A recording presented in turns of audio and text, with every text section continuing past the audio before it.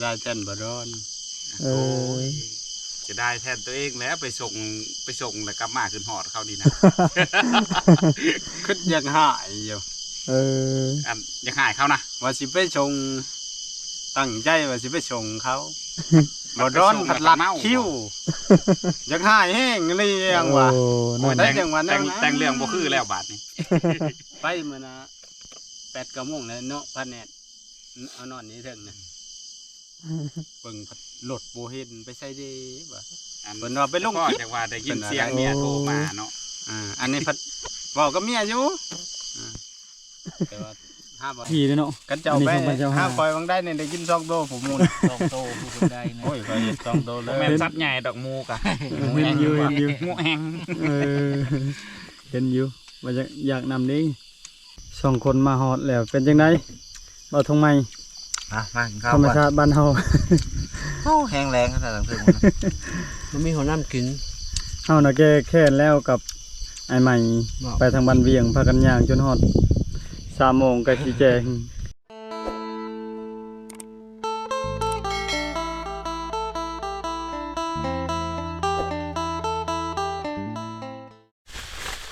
สบายดีพ่อแม่พี่น้องสบายดีบรรยากาศยามเช้าๆได้เข้าป่าพี่น้องพาไอดอนไอไก่เขาเจ้าไปเลาะยิงนกยิงหอกเขาเจ้าชวนเข้าป่าอีกเมื่อวานช่อง3 มื้อถ่ายคลิปบ่ทันได้ปิดคลิปเลยพี่น้องเอ้ย เพราะว่าคนก็หลายเจ้าของก็บ่ค่อยสบายแน่กินยา2 เม็ดนะเจ็บหัวเมื่อยพอดีมื้อเช้าซักยา2 เข็มเมื่อยแบบมือลอยๆเลยตั้งแต่ก้นมันนะพักผ่อนบ่เพียงพอขับรถแล้วก็อยู่เฮือนอยากนอนแห้งขนาดมาเด้อพี่น้องเข้าป่านำกันเข้าป่าหลายๆคนอยู่เด้ทีมงานบ้านเวียงมาฮอดแล้วเข้าป่าอีกลงไปเอาเรือทางบ้านเฮาพี่น้องในพันเดือนยังบ่ได้เหือพี่น้องบ่มีเงินสิเฮ็ดเหือแล้วได้เหือเป็นของตัวเองสำอา14มาแต่ไกลเขาเจ้ามาทอกมาเที่ยวหากินเหือก็เหือลำน้อยคันว่าได้เงินนี่บ่ยากได้ใหม่ไปหาบ้านอื่นเขาเจ้าไม้ยางเอาไม้เนื้อดีๆโลด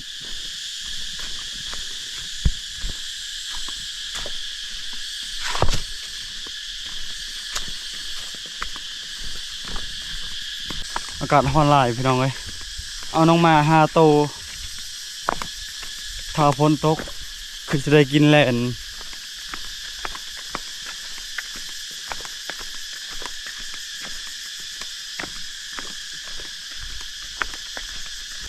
ในผ่านคิดว่าไอ้ไก่เขาเจ้า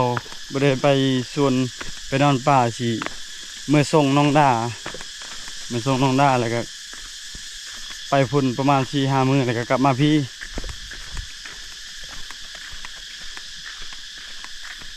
สนุกพี่น้องเลยสนุกลายงานแต่งน้องดาพ่อแม่พี่น้องมาแต่ไกล FC พี่น้องพังไทยยูทูบเบอร์เขาเจ้ามาหลายอยู่เลยนั่นใดก็ขอให้เดินทางปลอดภัยเด้อที่มาร่วมงานแต่งน้องดา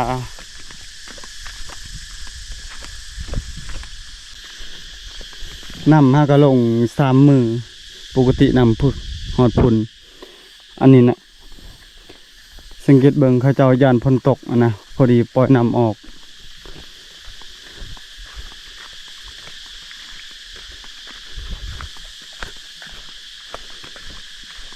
น้ำลงตลอดเลย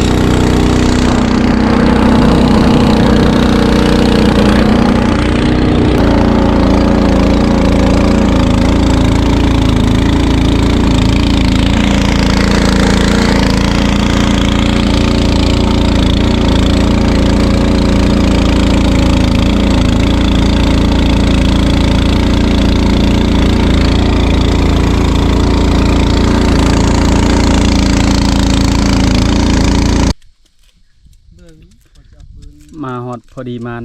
ไอ้ไก่เพิ่นเกียมไว้ นี่แหละหมูโดดได้มาแหลกกินหมูโดดธรรมดาบ่ไอ้บ่เอ้ย ปืนตังใช่ กินอิ่มตั้งแต่งานแต่งน้องดา คกก็ลืม อืม มีคกเอาหม้อนี่ก็ชะได้บัดโบกรถนะบ่เอ้ยกันรถมาได้เดี๋ยวนั้น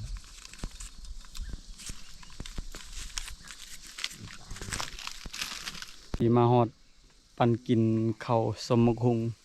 ทีมงานยิงใหญ่กันไป2 คนขึ้นไปทางนี้พี่น้องเขาเจ้าไปลัดไก่ลัดฝานแถวนำคำแล้วเฮาสิพาไอ้ใหม่ไปส่งปะไอ้ใหม่ขึ้นทางนี้เขาเจ้า2 คนแล้วเฮาสิใส่หมองคนตก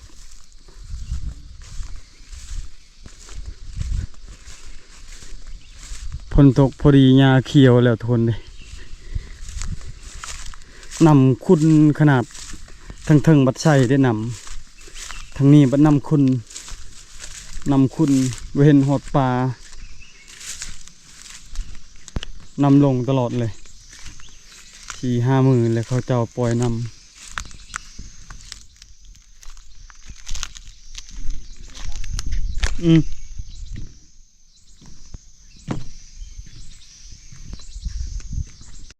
ใส่หมองทุกคนเลย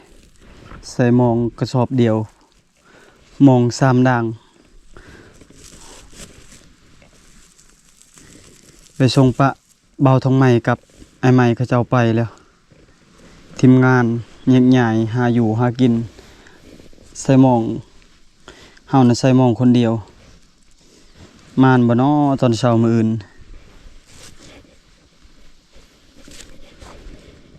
เหือใหญ่ขนาดเลยเหือน้อยนะสบาย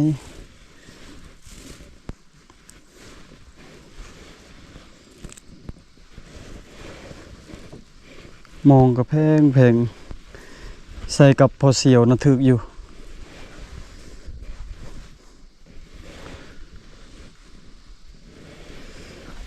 มองซื้อใหม่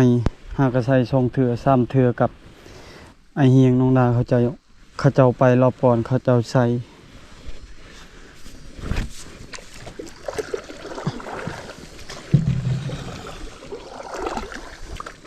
กระสอบหนึ่งไปกับเบาเลาะเขาเจ้าหลักเอาทุกคนจากคนบ้านเฮาจากคนบ้านใดมักหลักงองหลักเครื่อง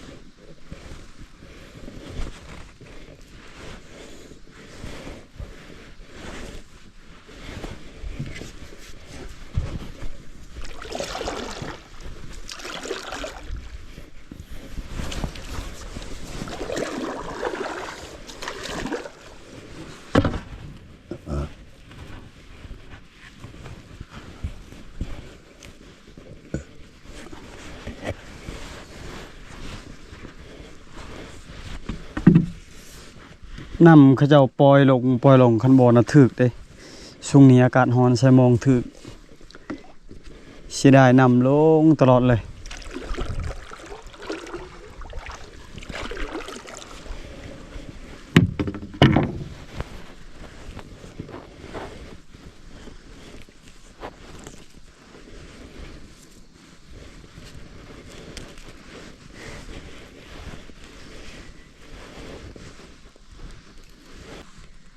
อากาศก็ร้อนทน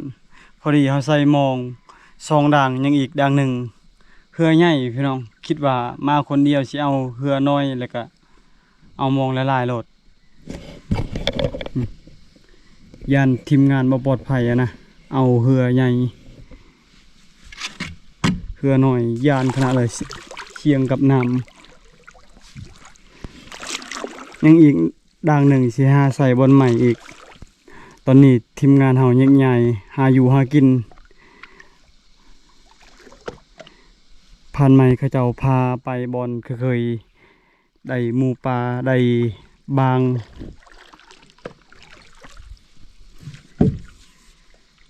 ไก่ปลาขันเซลเซลฝนตกพี่น้องบ่มีผู้ใดใส่มองบ่เป็นทีมงานเฮาผู้เดียวเฮาไอเฮียงบ่ได้มา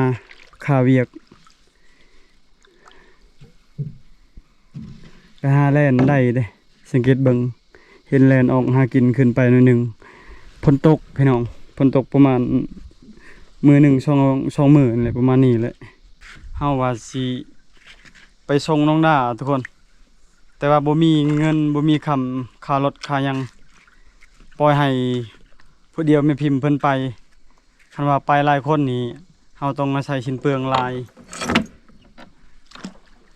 หนึ่งมาค่าอยู่ค่ากินมันไก่พี่น้องยอมรับว่าไก่บริคำใส่ไปลักซาว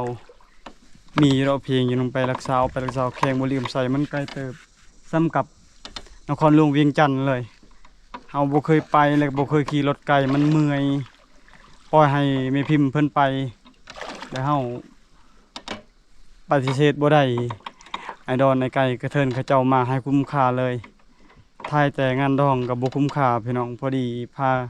เลาะป่าเลาะดงก่อนหากินป่าเบาง่ายซะ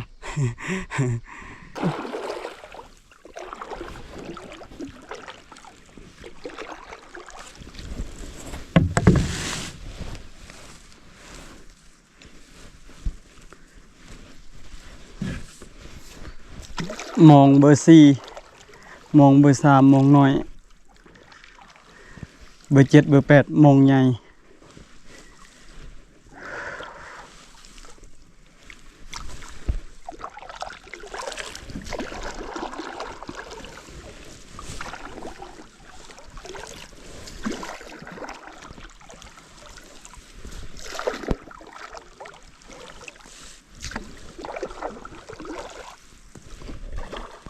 ใส่หมองเรียบร้อยแล้วพี่น้องเอ้ยเมื่อยอากาศร้อนแบบนี้เมื่อยขนาดเลย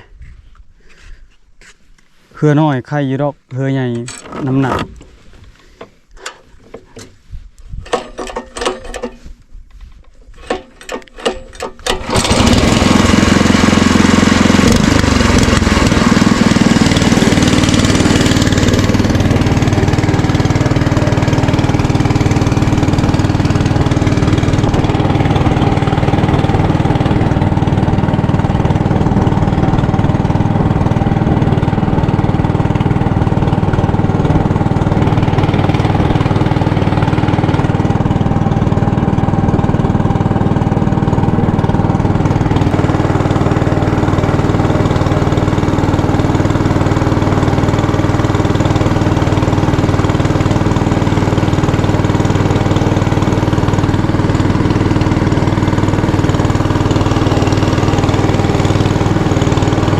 บรรยากาศยามแรงๆมีชาวบ้านซองเล่มเหือ2 คนก็เจ้า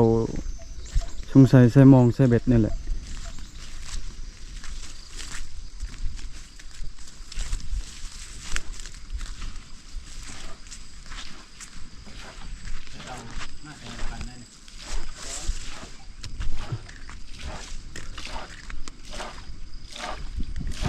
โอ้ไม่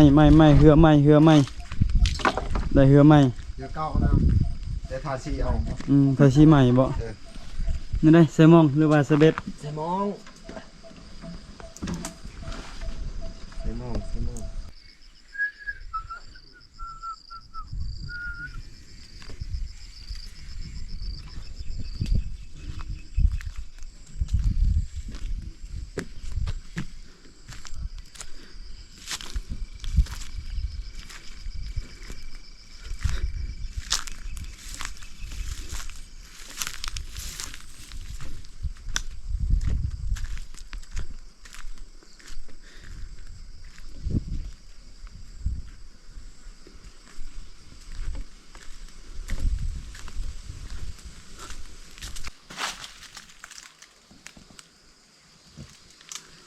หาตัดกระบัง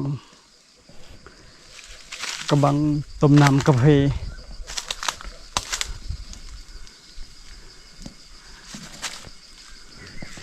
สบายได้ป่าตอนเช้า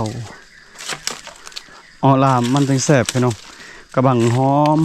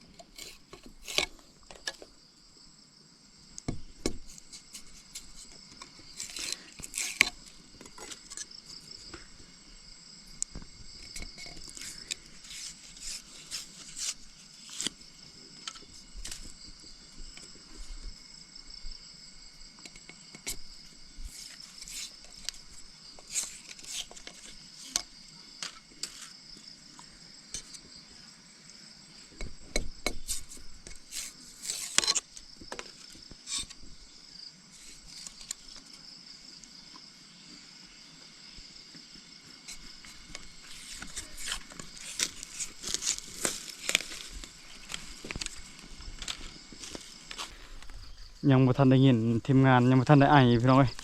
บ่มีไผไอเลยเสียงเงียบๆ มามื้อนี้อากาศเย็นขนาดอยู่พี่นะฝนตกตลอดอยู่บ้านฝนบ่ได้ตกพอทีมงานเขาเจ้าใส่เบ็ดใส่หมองได้ปลามาขายให้เด้อมื้อเด้อ แต่คนมารอบนี้ สอง เพิ่นเฮ็ดเรืองามขนาดนี้คือไว้บ่ได้ย้านมายามลม ยานคือกัน นอนไสมื้อนี้ นอนนี่แหละ กินข้าวนำกันจังได๋ อืม ยานทีมงานมาฮอดเขาเจ้าได้ก็ฮอกได้นกเพิ่นก็นอนอยู่นี่เลยพี่น้องชุนเฮาผู้นอนประมาณ 7-8 เมตรกับน้ำ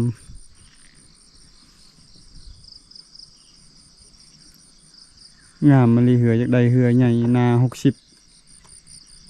บอกได้คันถ้าบ่ได้มีใหม่เฮาสิซื้อ อืม อยากได้เหือนั่นแหละโอ้ใส่หมองก็ได้แล้วเนาะใส่ปะหรือว่าใส่หากระใส่ ห้ากระใส่ เออ ถึงเลย ถึกเลยเนาะ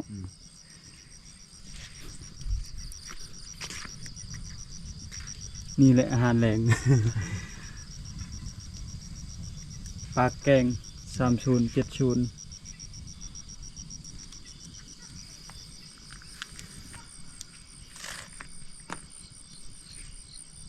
ผู้ละคันได้เหือใส่สีอันเดียวเลย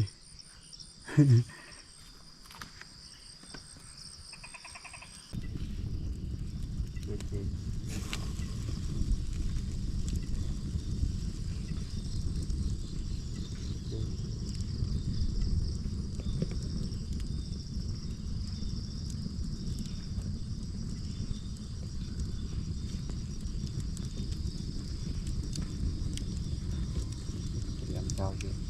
ปิงปลาบ่มีไข่วะ บ่มี มันทันได้บางตัวเป็นไข่เนาะ อืม มีไข่หมดแล้วบางตัวตอนนี้อายเพิ่นมาฮอดแล้วนั่นได้แอดบ่พอมาให้บ่ พอกับมันมดล่ะกกอันนี้นะดีล้นหมด เป็นน้ำแม่ไก่บ่สิเงาๆเนาะคิดฮอดตอนงานแต่งน้องดา คือหอดเช้าวันที่นางไก่เพื่อนนั้น ไม่ได้ไปหาอยู่หากินเลยนะ นอนนางคือหอดเข้าอยู่นี่แหละ สิบ่กลับบ้านบ่เนาะมื้อนี้ จะได้ยังวะจะได้บดอนบริเวณนะจะได้เต้นบดอน เออ จะได้แทนตัวเองแล้วไปส่งแล้วกลับมาขึ้นหอดเข้านี่นะ ขึ้นยังหายอยู่ เออ อันยังหายเขานะ ว่าสิไปชงตั้งใจว่าสิไปชงเขา บ่ร้อนผัดลัดคิ้วอยากหายแห้งเรียงว่ะ โอ้นั่น ได้ แต่ง จังหวะนั้นนะ แต่งเรื่องบ่คือแล้วบาดนี้ ไปมื้อน่ะ8 9โมงแล้วเนาะพันแนดเอานอนนี้เถิงนะเบิ่งผัดรถบ่เห็นไปใส่เด้บ่ เพิ่นว่าไปลงคลิป จังว่าได้ยินเสียงเมียโทรมาเนาะ อันนี้พัดเว้ากับเมียอยู่แต่ว่าห้าบ่ดอนนะ อยู่สิเลยเมียเพิ่นถามกะ เพิ่นบ่อันน่ะก็หอกพวกบางกินมะม่วง โอ้ยหล่นกองๆอยู่ โอ้ อันหมากมันหลอนน่ะมันสุกเลยได้ ค่อยไปมันนำบ่ได้สุกเด้ อยู่เทิงนี่ อืม หล่นกองๆอยู่กระหอกกับเขาซองโตบังคำนี่ เออ ทวิตก็บ่ยิ่ง ม่วง สุดลายบางอะบาง บาง บางก็หอกหมอมากิน กระหอกหมอก็กินบ่ กิน บางร้อนเนี่ย สุกคือไอ้เว้าน่ะพอดีแล้วก็หอกหมอมักขนาด น่ะคือบ่เห็นเนาะ จะมากินอิ่มแล้ว มันออก แถวนั้นแหละ อืม ลงมานะ เออ เป็นตะกังโฮย บอลเสียงไก่นี่บ่ ถึงเสียงไก่หันหน่อยนึง แม่นแล้วซะ มันออกมาจากมันมากินไร ไอ้ดอนเพิ่นได้ก็หอกตัวหนึงก็หอกตัวบักใหญ่เลย หอมเอง มือแรกมาโลดเนาะ มันเลยมันขั่วเลย สองคนนั่นก็เจ้าว่ามา มันอยู่ดอกโอ้นายพัน สองคนนะ เจ้าน้อยก่อนไปหับก็เจ้าลงไป ป้าเขาย่างมาเป็นได ย่างกับบ่ฮอดชั่วโมงหยัง ไก่ใช่ปะ บ่ใกล้นั่นนี่ เป็นกิโล บอลว่าย่างบ่ฮอดชั่วโมงเถอะย่างมาเด้อเอาเถอะ บ่ทำไมชนย่างนี่ การมาเลาะมาเลย แม่นการเลาะมาเลยไอ้ไม่ว่าบ่อยากย่าง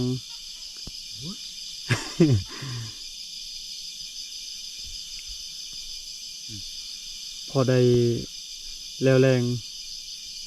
โยบอลเอานี่ก็บ่มีอันกินแล้ว ลาบก็หอกพี่มือไอ้ไก่ เอามันเด้อ แล้ว พยายามเพิ่นได้หมูได้สัตว์ใหญ่แต่ก็ได้เดือนแล้วได้กิน คนได้โชว์ บ่ไปนำไป2024เด้อเนาะ กันเจ้า อันนี้ ไป ของพระเจ้า ห้า หา คอยบางได้เนี่ยได้กิน2 โตผมมูล สองโตผู้คนได้นะ โอ้ยคอยเห็น2 โตเล บ่ ย แม่นสัตว์ใหญ่ดอกหมูกะ เห็นอยู่ หมูแห้ง เออเห็นอยู่ว่าอยากนำนี้ บ่แม่นได้ว่าหมูแหละเป็นหมูแหละสัตว์ใหญ่ได้ ปี2024ไปหาผลแล้วปี2025เพิ่นมาฮอดพี่อีก ในผ่านลูกหมู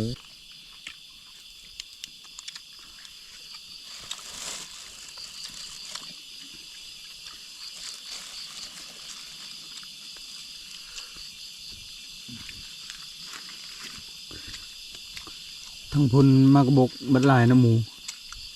ทั้งนี้บ่อยากหลายบัดหลายเด้อหมูป่า เอาว่าช่วงนี้หมูป่ามีค่อยมั่งอยู่กับมันอยู่ฉันผู้ แม่นล่ะ มันจะมีอยู่แบบหากินแบบนี้นะหมู มันมังอยู่ดินเพียง ไปรถปีนี้นะเดี๋ยวสิพาไปจุดไม้อีก โดย ไปบอลที่เราไป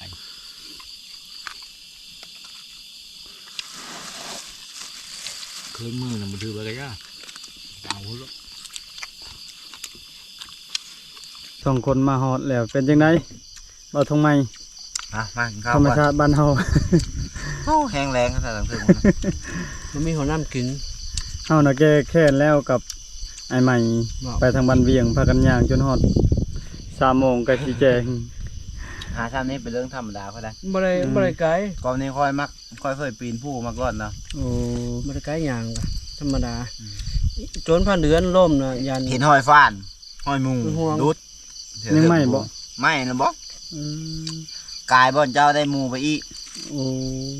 ขึ้นมาเท่าไหร่ พกมาให้คุณเจ้าไปเพิกนะไปชุมนะ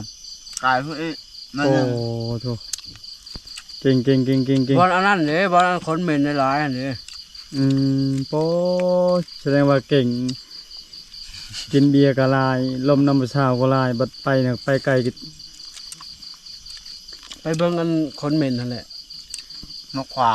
ใกล้เฮาหั่นน่ะ อืม เพิ่นยิ่งใกล้ยิ่งก็เหาะบิได้ตู่โอ้ยปรั๊บเหมือน5-6 บาทนะ อืม ยิ่งใบทึกแล้วก็ยิ่งใบตาย บ่ได้เด้อพันธุ์ใหม่เนี่ยบ่ได้ถ้าเป็นเฮา หลังเขาได้ ถ้าเป็นเฮานี่ได้กินแน่นอนก็หอกกับไก่นี่ยิ่งเลือกลายโพดบ่ได้ ไปหอดคำนะองค์หายนึงล่ะ กินรับหอกพี่น้อยก็หอกไอ้ไก่เพิ่นเฮ็ดลาบจงให้กระเจ้าสองคน ให้หมดแล้วนะมาให้ อืม มันเล็บมาเล่มเฉยๆบ่มีมาให้ล่ะ แซ่บ หักอ่ะ เอาละครับ หักอ่ะมาเนี่ยลงมารวมไปเมื่อแห้งเบิกเพิ่นเนี่ย แนวบอกบ่ถึกเวลาผ่านมาบอก10 โมงมารับเด้อ ฮู้แล้วว่าพันเดือนน่ะจังได๋ก็ไปฮับบ่ได้มันลมแห้งนี่ ลบนะ แม่นล ล ม มยางมาเป็นห่วงเหือพันเดือนน่ะบ่ได้เป็นห่วงคนบ่ได้เป็นห่วงเหือ เหือเฮ็ดไม้ได้เหือนี่คันเฮาตายนี่บ่มีไผได้สิว่าไปป่าบ่ได้แล้ว ไม่ พัน บ่ได้ นี่ผู้ฝ่ามือบ่ บ่มี สงสัยสิมักน้องไผแล้วผ่านใหม่ สิไปอยากอยู่ทางนี้บ่ทางนี้ม่วนนะอยู่ทางนี้ มวนละ อืม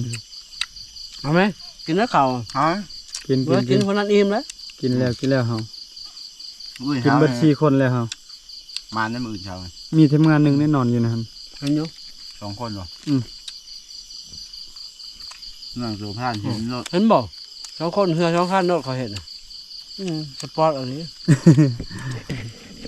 พอดีทีมงานมาฮอดแล้วพี่น้องพากันกินข้าวกินหยังอิ่ม6 คนกินข้าวตัวเดียวรู้สึกเมื่อยๆพี่น้องพังเบิงถ้าเฮาบ่ได้เมื่อยสิออกไปกัน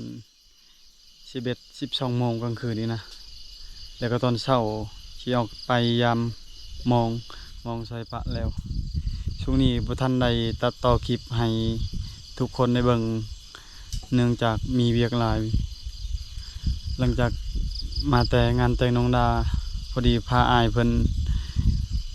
หาอยู่หากินไปนอนป่าพี่น้องก็สำหรับคลิปนี้บ่มีหยังมาพักมาตอนเด้อมาติดตามแต่ต้นจนจบขอให้สุขภาพแข็งแรงหาเงินหาคำขอได้หลายกว่าเก่าไปพบกันวิดีโอหน้าบาย